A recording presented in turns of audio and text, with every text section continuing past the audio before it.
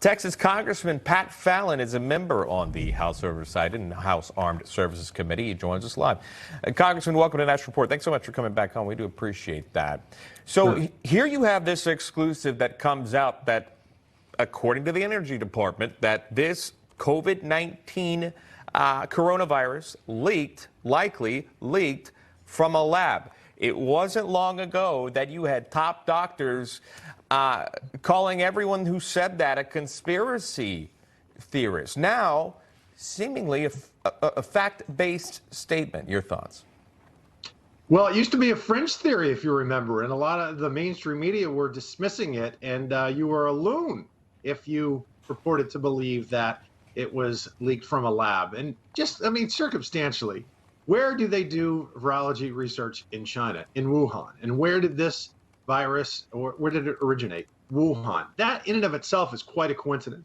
But now the FBI and the U.S. Energy Department think the preponderance of the evidence shows them that it's more likely than not that it did leak from a lab, which many of us were, suspected this for a couple of years. And think also about what happened with the Delta variant in South Africa. They welcomed the international community to come in because they didn't know what it was. Did China do that? Did the Chinese communists do that? Or did they close their doors and their borders and say, we'll handle it? And that's indicative of someone that's trying to cover something up. I want to show you this. Republican Senator Josh Hawley tweeting out, and a lot of people weighing in, a lot of Congress members. And here's what Senator Hawley had to say. The American people deserve the full truth about COVID origins. No more whitewash. I will again introduce legislation to make U.S. government's intelligence reports on COVID open to the people.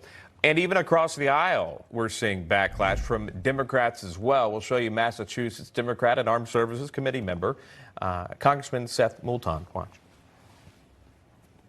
I'm not entirely surprised. The Chinese have mishandled COVID at every step of the way, trying to sweep it under the rug, trying to try a strategy of zero COVID that utterly failed. And tens of thousands, hundreds of thousands of Chinese are dead as a result of the mismanagement of this the pandemic by the Chinese Communist Party. So again, now across party lines, you see more and more speaking out. What does responsibility, accountability look like with this new information in your eyes, Congressman? Well, I think we should definitely have hearings, and it's sad that when the Democrats were in control of all levers of government, they did not do this because they were somehow, some of them anyway, were making this a partisan issue, which didn't make a lick of sense, particularly back, if you can recall, before the 2020 election. They wanted to blame one person for COVID, and his name was Donald Trump, and not the Chinese Communist Party. CNN, it's interesting you showed that clip because CNN was essentially reprinting things from the Chinese Communist media. And that's which is from the Chinese Communist Party itself. And we know one thing after 100 years, the communists lie like they breathe. So we definitely need to get to the bottom of this, and it should be a bipartisan effort because this again is one of those, not a Republican thing, not a Democratic thing. It should be an American thing. Final thoughts from you on this soundbite. When you think of COVID, you think of Dr. Anthony Fauci in terms of how the pandemic was handled. He was advising the White House in 2 administrations. I want to play this for you. This is what Dr. Anthony Fauci said in 2021 in November about COVID. If you look at the virologists, not the people who want to politicize this, and look at the virologists who actually know about evolutionary virology and biology, they tell you that it is much, much more likely that this was a natural evolution from an animal reservoir, likely to a bat to another intermediate host, to a human.